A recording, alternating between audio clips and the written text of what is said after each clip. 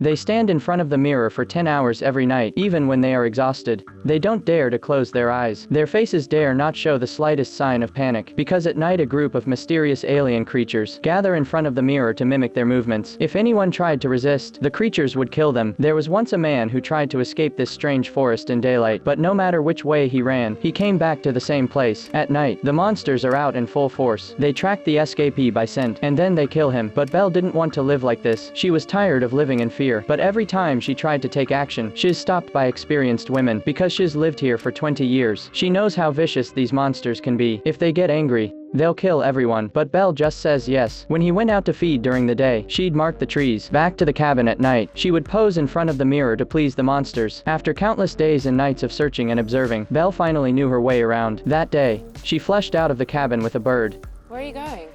Home. You want me, kid? I can't stay here. But surprisingly, the woman didn't stop her this time as usual. This filled her mind with doubt, so she ran along the trail she had secretly marked earlier. She hoped to escape from the forest before dark, and so she ran tirelessly until a clearing appeared ahead. But just when she thought she could finally get out of the forest, as far as the eye could see the mountains stretched into the sky, that's when Belle realized that even if she ran her legs off, she wouldn't be able to escape this place in a day. Despair spread through her. Just then the figure of the woman suddenly appeared behind her. You're not the first to have tried getting out. We've all tried and failed at one time or another.